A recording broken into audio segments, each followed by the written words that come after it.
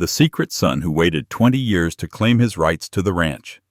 My name is Henry Black, and I am 71. Before we continue, please subscribe to the channel and write in the comments what time it is where you are now. I was in the north pasture with a fencing hammer on my belt when the dust trail on County Road 12 broke off toward my gate. A dark sedan, not a truck. City tires, clean plates. It stopped short of the cattle guard like it was afraid of the land. A man stepped out wearing a jacket too hot for July and shoes that would sink if he took 3 steps off the gravel. He looked like my son at a distance. Same height, same shoulders, but the face was older around the eyes, like it had learned to wait without blinking. He raised a hand. "Mr. Black?" "Depends who's asking." He swallowed and straightened. "My name is Luke. Luke Avery." He held up a manila envelope. "I've come for what my mother promised me. She said I'd know when it was time." Wind pushed dry grass against the fence. The cattle lifted their heads and stared. I knew the name. Not from him. From a letter I'd kept at the back of the safe for 2 decades, written in my wife's hand the week before she died. The letter I had opened once and never again, because it told a truth I hated more than lies, a truth that had a date in it like a detonator. 20 years. He set the envelope on the fence post and took a step back, like he knew I hated being crowded. "I'm not here to fight you," he said, "but I'm here." "Where have you been if you're here now?" I asked. "And why use my gate like it's always belonged to you?" His jaw tightened, then eased. "Because I waited like she told me to." 20 years. I'm not asking for a handout. I'm asking for my rights. To the ranch. The word landed hard. Ranch. He said it like someone who had tasted it once and never forgot. My lungs felt tight. My wife Julia had been careful with words. The letter had been careful too. "There's something I never told you," it said. "If he comes, he'll come after 20 years, when he's old enough to stand on his own. Don't hate him for what I hid. Hate me if you must." The rest of it stayed locked behind my ribs, where it burned whenever the wind turned from the south and smelled like rain that never came. "Who's your lawyer?" I asked. He gave a half smile. "You already know." I did. Not because I'd been contacted, but because men like me keep a running list of the people who watch our land like a hawk watches a hare. The developer's attorney out of Santa Fe. The one who tried buying the south section during the drought. The one who called my son Mason when I said no. Men with clean shoes and dull eyes. "Your mother tell you she loved you?" I asked. He stared at the hills for a long time before nodding. "She told me my father was a man who kept the ground under his feet no matter who tried to move it. Maybe that's love, coming from her." He looked back at me, steady. "I can prove who I am. I can prove she promised me a share. I can also prove you knew. How could my own wife do this to me?" I heard myself ask. And it wasn't a question for him, so much as for the part of me that had agreed to bury it instead of ripping it open and letting daylight burn it clean back when I still had time to change anything.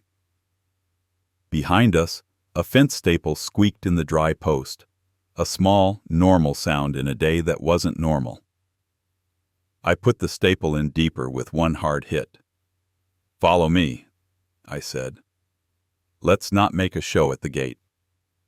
He folded the envelope and stepped through the cattle guard like he'd done it before. He hadn't. I could tell by how he tested the grate with his shoe. We drove back to the house in our separate dust clouds, his sedan careful, my old Ford choosing the ruts on instinct. I noticed the way he glanced at the windmill, the water line, the old branding chute. He noticed what mattered, or he'd learned that on the drive in to look like he did. Julia's picture faced the kitchen window over the sink. Her eyes didn't accuse. They never had.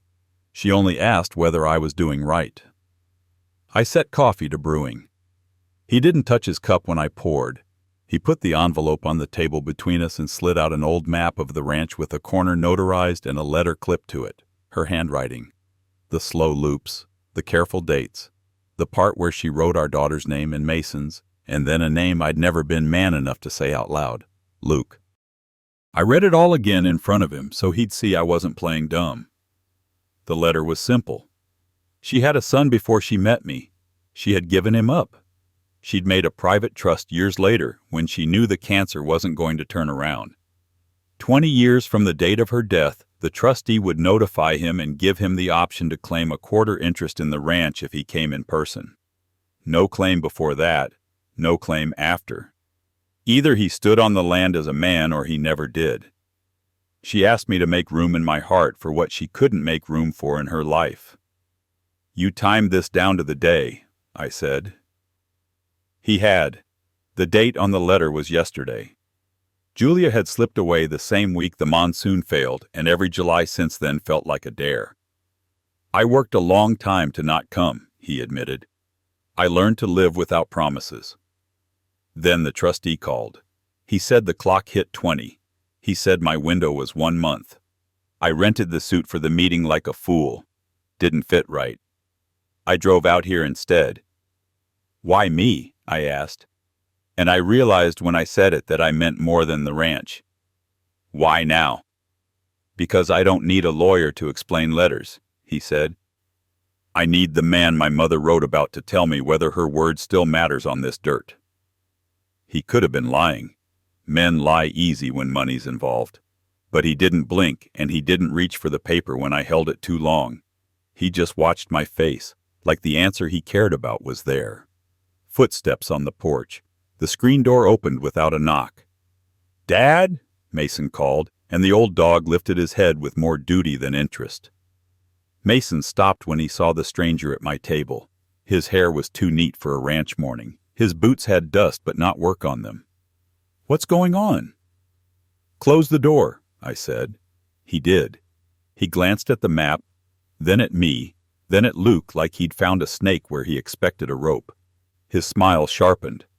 "You must be the reason I got a call from Rozier's office," he said to Luke. "I'll save you the drive back." "The land's not for sale." "I didn't say I wanted to sell," Luke replied. Mason laughed without humor. "Everybody says that at first." I stood. "Enough." My voice felt like old rope stretched tight. "We're going to walk the north line. Both of you. You'll speak when spoken to. You'll look where I tell you to look. If there's any more to be said after that, we'll say it with the wind in our faces instead of stale air and bad habits." We walked. The heat settled on our shoulders. Grasshoppers clicked. The ground made its quiet sounds, and I listened like I always had when the choice in front of me felt bigger than whatever I was worth that day. At the far fence, I pointed at the cedar breaks. "That line holds because we maintain it. A quarter of the rights is a quarter of the work. She promised you something real, son," I said to Luke, tasting the word without meaning to. "Real means complicated." "I'm not afraid of work," he said. "I am," Mason muttered. "I'm afraid of working for someone who showed up after 20 years with a letter and a lawyer waiting down the highway." "Stop," I said. "We're going to do one thing first. We'll find the truth we can control. The rest we handle when it comes." I called the local lab and drove Luke into town for a cheek swab. He didn't flinch. I didn't either. You don't fix 20 years in an afternoon, but you can tell whether you're fighting ghosts or bones. While we waited for the quick panel, I took him to the feed store, the bank, and the diner. People looked at him, then looked at me and decided on politeness. He ordered coffee and didn't touch it again. The test came back simple. No relation. Not to me. Not to Julia by blood either. Too degraded to confirm more than a probability. But the trustee had more than DNA. He had the trust papers Julia set up with her own inheritance from her uncle. Money I'd never touched. Money that had paid taxes the hard years we kept the herd together. The clause was valid. The clock was real. The claim wasn't fraud. When we walked back to my truck, 2 men leaned against a black SUV with tinted windows by the curb. Clean shoes. Dull eyes. The taller one stepped forward like he owned the sidewalk.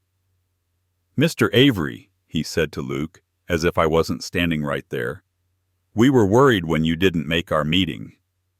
We've got a window to resolve this cleanly. Let's get you to the office." "My meeting's here," Luke said. He didn't look at me for help. He didn't look at them for permission. He looked at the courthouse flag and squared his shoulders. The man's smile didn't touch his eyes. "Let's not make this personal." "It is personal," I said.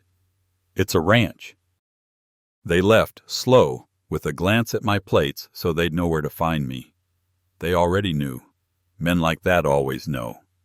That night, I pulled Julia's letter from the safe and read it alone on the porch until the words stopped burning and started warming like coals. She hadn't cheated on me after we married. She hadn't met me and had a second life.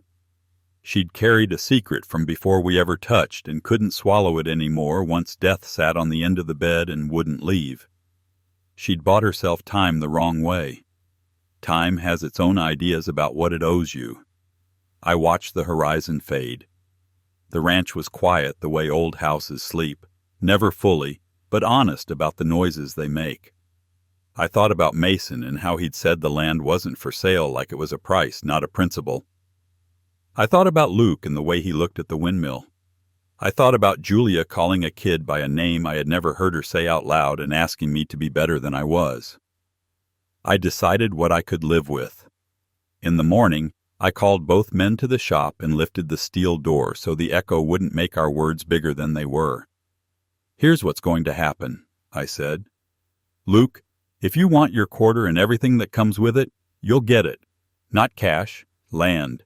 You'll move into the north bunkhouse for 6 months and make yourself useful.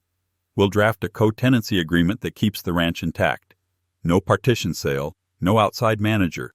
No sale for 5 years without unanimous consent.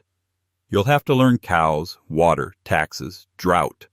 You'll take your share of the worry and your share of the blisters. If you're here for anything else, you can turn around now." Luke nodded once. Mason shook his head. "You can't be serious."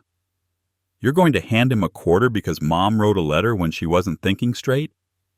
"She was thinking straighter than both of us," I said. "I'm not handing him anything. He'll take it like we all did, early and late, tired and stubborn." Mason paced, then laughed that empty laugh again. "You're going to destroy the place to prove a point." "You know what Rozier offered last spring for the south section? $8 million. We could have been done. We could buy a house in town. You could get your knee fixed, and I wouldn't have to put up with the feed bills when the price drops in September. But you always have to be the hero. I'd rather be broke than let men with clean shoes decide where our fence lines go," I said. "You know that." He stepped closer. "I know you like control. I know you'd rather trust a stranger with a letter than your own son, who has kept this place afloat." I let him talk. I'd kept the place afloat. He'd signed checks. There's a difference. He jabbed a finger at Luke. "He's a pawn. He'll sell his quarter to the developers as soon as the ink dries and you'll watch bulldozers move across your wife's land." "I won't," Luke said quietly. "How do I know that?" Mason demanded. "You don't," Luke replied. "You'll have to watch me get up before sunup and go to bed with dirt under my nails for a while. That's how trust works out here, isn't it?" Mason snorted. "Out here? You talk like you're one of us." "Not yet," Luke said. "But I'm not one of them either. I drew up the agreement with my attorney in town, not Rozier's. It was short by design and hard by necessity. Any sale required all signatures. Any lien against the land required unanimous consent. No encumbrances without a vote. Sweat equity tracked in a ledger I kept on the kitchen table with a pencil and a ruler. If you didn't show up, you didn't decide. Luke showed up. He learned quickly because he didn't pretend he already knew. He watched calves hit the ground. He cut his first tag wrong and didn't sulk. He learned the difference between the fast way and the right way. He didn't take pictures for proof. He put his head down and worked. At night he sat on the porch and wrote down what he learned in a cheap spiral notebook like he was trying to memorize a language. Mason watched all of it and got sharper. He spent more time in town, took phone calls on the porch steps, kept pushing me to put the south section on the market. He said we were one drought away from selling anyway, so why not sell on our feet? I said because the ranch had kept us alive through worse and it deserved better than panic. The second hook came one morning when the brand inspector showed up without a call. He had a file under his arm and a face like he'd slept in his truck. "Henry, we've got a problem," he said quietly at the shop door. "I'm tracing a run of beef from the sale barn to a processing plant down near Las Cruces. Ear tags match some we've seen on your place. The bill of sale's got your ranch name on it." "We didn't sell anything this week," I said. "I know. That's why I'm here." We walked the pens, counted calves, checked tags. Numbers didn't add up. Someone had been bleeding us 3 at a time, steady, quiet. You don't notice 3 gone when coyotes and heat and fences take their own slice every season. You notice when the inspector holds up a photocopy of your brand on a form you didn't sign. "The signature looks like you," he said. "It isn't." Luke picked up the paper and didn't speak for a long time. Then he handed it back and looked at me, then at the ground, then at the road into town like he could see the whole chain from pasture to cooler, who touched what and when. "You trust me enough to say this?" he asked. "Say it." The only person who could copy that brand that clean is someone who has been stamping it for years. Someone with access to the stamp and the ledger. Someone who knows what can go missing without making noise. Mason walked in halfway through as if on cue, and the inspector folded the paper against his chest like modesty mattered. "What's this?" Mason asked. "Routine check," I said. Mason shrugged. "As long as it's routine." The inspector left. I didn't say a word until I heard his engine fade on the gravel. Then I told Luke to saddle up and pointed to the south draw. We rode in silence. There's no music out here except wind and hooves, and the voice you've made for yourself when no one's listening. We found the cut fence within 15 minutes. We found tracks leading to the old oil road. We found a scrap of tag plastic wedged in a mesquite that matched our green lot from this spring. I could feel the decision assembling itself inside me like old tools in the right hands. This was not just about cows. This was the lever someone needed to move the ranch out from under us. If you bleed a place slow enough and point to the ledger, you can call it math instead of theft. If you exhaust a man, you can sell him safety as a favor. Back at the house, I opened the safe and slid out Julia's letter and my deeds and the stamp for the brand. The stamp was old iron, heavy, honest. It had my grandfather's sweat in it. I held it like a promise. Then I told Luke exactly what we were going to do. Not the law's way, the ranch's way, which is more careful because it has to live with what it does. We set a trap without calling it that. We separated a small group of calves and kept them in the east pen, then spread word with the right gossip that I was considering a quick, quiet sale to make payroll. I told Mason we were short and let him see me leave the safe open for 5 minutes longer than usual, as if I'd gotten careless. That evening, I left the house for a meeting that I didn't have and told Luke to stay on the porch with the lights off. At 9:17, a truck I knew by the sound rolled up and stayed dark. The driver walked with a familiar slouch to the barn door, used a key he shouldn't have had, and backed up to the pen. He worked quick, quiet, like someone who had done it 3 times and was getting better at it. He didn't see Luke until Luke switched on the yard lights, and every field mouse in 3 counties turned to stone. Mason froze with a tag cutter in his hand and a rope in the other. He looked very young in that light. Then he looked old. Then he looked exactly like the man I had been afraid he'd become when I let him think checks made a ranch. "I can explain," he said, and then he didn't, because lies need time and the yard clock was ticking loud. "I don't want an explanation," I said from the doorway. I hadn't told Luke I was staying close. "I want to know where the money went." He let the rope fall. "Debt," he said finally. "You always say the ranch owes nobody. I borrowed to give us breathing room last summer. Then Rosier called with a number I couldn't ignore. Then the market fell. And then the bank wanted proof we were solvent and moving toward a sale. I thought if I could cushion the fall. You stole from your own land and forged my name, I said.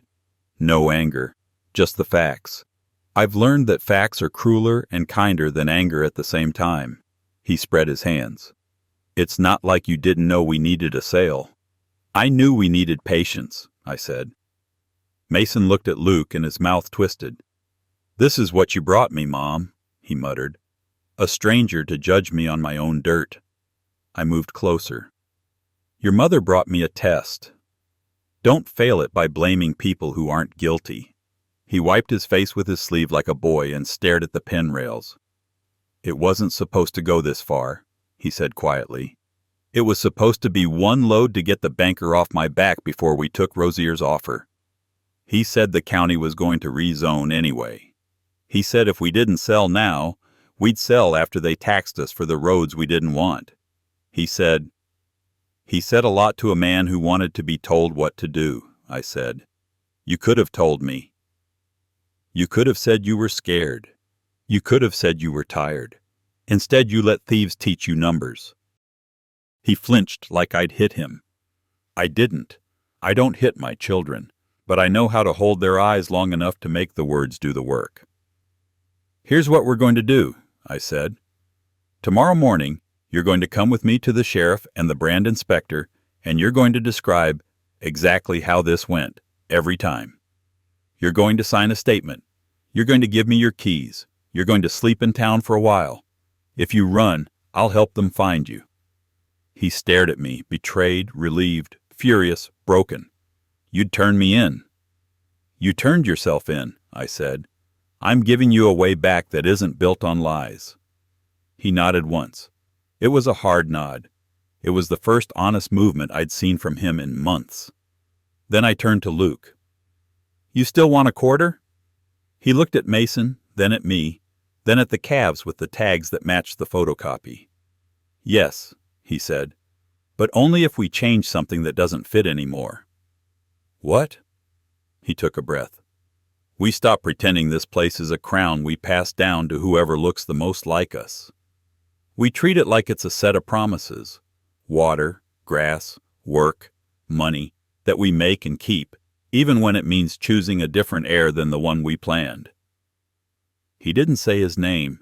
He didn't have to. I slept like a man after a fight. Not good, not peaceful, but honest. In the morning, we did exactly what I said. The sheriff took the statement. The inspector started his file. The banker found his dignity in the corner where he dropped it when he saw a quick commission in my son's fear. The developer's attorney called 3 times. I let them go to voicemail. Then I called the only person who would understand the way I wanted to end this.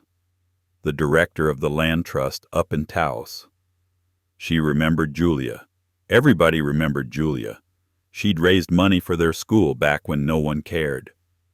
I told the director I wanted to talk about a conservation easement that would keep this place from being chopped into glistening boxes and fake adobe and sold to people who call grass lawns a view. I didn't care about the tax benefits as much as I cared about what the easement would require, that we manage water better, that we keep habitat for the pronghorn, that we run cows in a way that feeds the ground instead of stripping it. The land trust didn't move fast. Good. We didn't need fast. We needed permanent. In the middle of that, the trustee for Julia's papers called to confirm the transfer. He was a careful man. He asked whether I wanted to contest. I said no. He asked whether I wanted to condition. I said yes. We added 1 page to an agreement that already felt like it was written on bedrock. No sale or encumbrance without the consent of the land trust. If we wanted out, we'd have to look the land in the eye and say it. No back doors.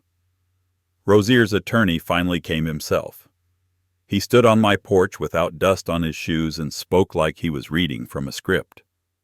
Mr. Black, we can make this easy, he said. You're facing enforcement actions, contested title, and a family dispute. We can buy the parcel in dispute and give you liquidity. I looked at Luke. He looked at me. We decline, I said. This is a mistake, the attorney said. Maybe, I said, but it's ours. He turned to Luke. You're a rational man. You're not tied up in sentimentalities.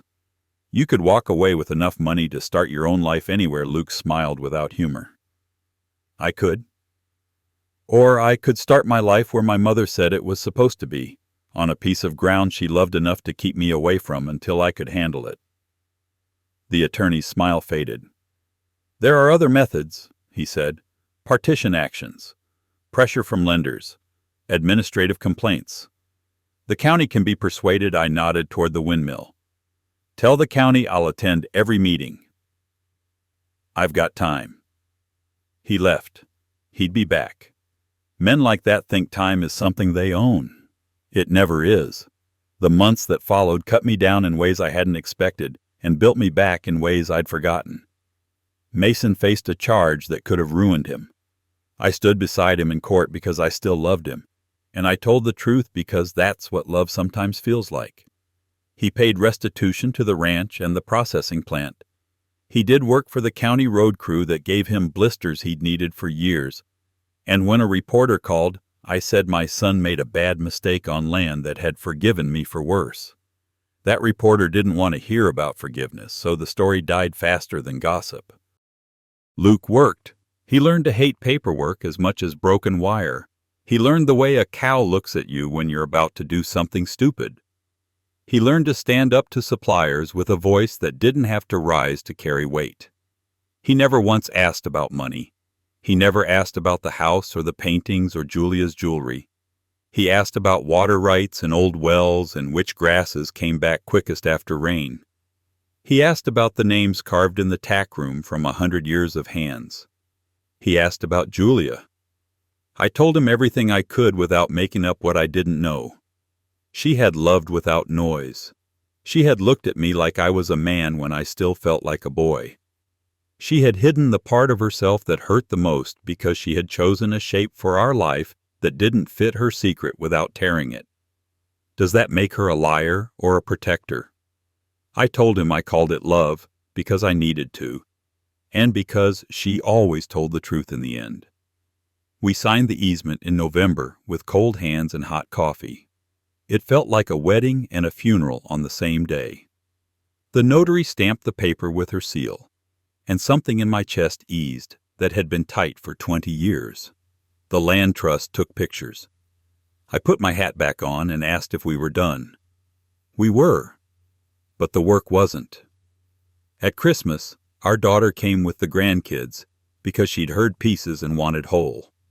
She hugged Luke like someone who had made up her mind to be good before she found out whether it would be easy. He hugged her back without performance. Mason stood in the yard a long time without coming in. I walked out and handed him a cup of coffee like we were back when he was 16, and I was teaching him to reverse a trailer without jackknifing into the panic he made for himself. I don't know how to walk in, he said. You open the door and you walk, I said. And you stop building stories about how everyone inside is measuring you when they're just glad you came. He nodded. He went in. He stood in the doorway too long. Then my granddaughter ran into him like she always had because little kids are terrible liars and good navigators. He laughed with his head back for the first time in a year. On New Year's Day, the county posted notice that the zoning review for the corridor had been tabled. The land trust's letter had weight. The ranch had a conservation easement now, and men like Rozier don't like losing fights they thought were easy. His attorney sent one more letter about alleged defects in the trust. I sent one back with our counsel and a copy of Julia's notarized clause. It was over. I took the brand stamp out of the safe and set it on the kitchen table. It was heavy in my hand. My grandfather had said a brand isn't a picture, it's a promise. I looked at Luke, and at Mason, and at the empty chair that will always be Julia's, and I decided it was time to finally do what she'd asked in that letter. Stop hating her for keeping me from a truth I can bear now that I had to. Here's how we end this, I said. We put it in writing, and then we live it. Luke, you hold your quarter and your duties. Mason, if you want in, you earn your way back through the work, not the name. We do not sell. If one of you tries to break that, the land trust has veto.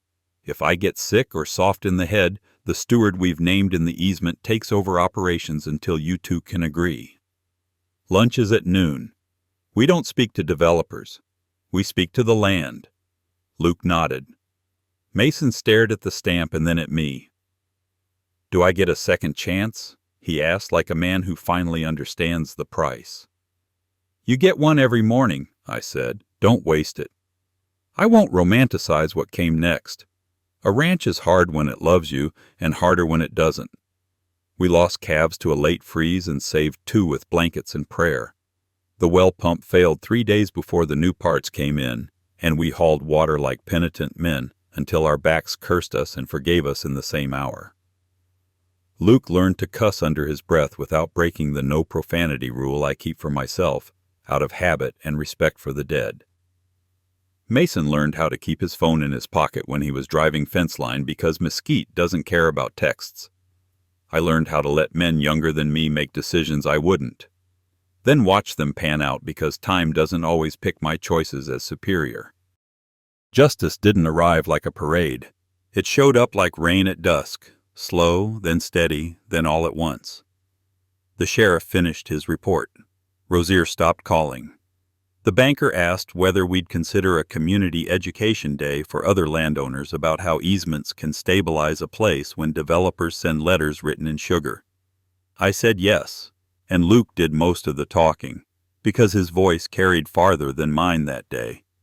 He told them waiting 20 years taught him patience. The ranch taught him work. The letter taught him how to stand on a floor that didn't crack when men pushed on it. On the anniversary of Julia's passing, I went to the hill where we spread her ashes. The grass was short and honest. The windmill clicked like a slow clock. I brought the letter, not to burn it or anything dramatic, but to read it one last time and fold it small, the way I should have done 20 years ago if I'd been braver. I said out loud what I had held back like a stubborn boy. I forgive you. Then I apologized to the air, to the ground, to the woman I loved more than I knew, for taking so long to do the thing that would have saved us both time and pain if I'd done it earlier. On my way down the hill, I found Luke by the corral and Mason under the truck. They were arguing about whether to switch to a different mineral mix. It was a good argument, all facts and no pride. I stood there listening until they noticed me. Pick a mix, I said, then carry the sacks in. Lunch is ready. Mason slid out and wiped his hands. Yes, sir. Luke grinned. Yes, sir. After we ate, I took the brand stamp out again and heated it in the forge for branding day. The iron glowed the color of dawn. The calves bawled and then stopped, quiet like the breath you take after the thing you've feared has already happened and didn't kill you. I pressed the stamp and the promise into hide, and it hissed, and I smelled hair and work and relief. Every time I lifted the stamp, I thought of Julia, and of a boy who waited 20 years, and of a son who lost himself and walked back, and of a ranch that kept us honest when we would have lied to ourselves without it. The attorney from Santa Fe drove by again in the spring. He didn't stop. He looked at the new signs at the property line, the conservation easement marker, and the no trespassing notice with the land trust's seal, and he kept going. Developers don't like rules they didn't write. At sunset, I sat on the porch with the ledger, the pencil, and the ruler, the way I always have. The numbers lined up, not rich, not poor, honest. If I died in my sleep that night, the ranch would not be chopped up like a carcass on a metal table under a hot light. It would keep breathing. Luke would be there to pull wire. Mason would be there to count. My granddaughter would hand me the wrong wrench with a smile, and I would take it like it was the right one because the point wasn't the wrench. I have been many things on this land. Angry, proud, stupid, careful. Today I am something simpler. A man who kept the ground under his feet when men tried to move it. Julia asked me to be that. Luke needed me to be that. Mason learned to be that. Justice didn't look like punishment. It looked like alignment. The secret son didn't take my life. He restored it. The ranch stayed a ranch. The letter did its work. The men with clean shoes found other gates that opened for them. Ours didn't. I locked the screen, turned off the porch light, and went to bed with the kind of tired that feels like peace. In the morning, the wind would be wrong and a gate would be open and a calf would be where it shouldn't, and we would fix it because that's what men do when they choose their promises and keep them. And when someone asks me now, years later, how we survived a claim that could have broken us, I tell them something simple and plain enough for any age to hear. We put the truth on the table, we held the line, and we let the right son in. My grandpa's words really happened. I believe him. If you want more true tales stories like this, hit subscribe.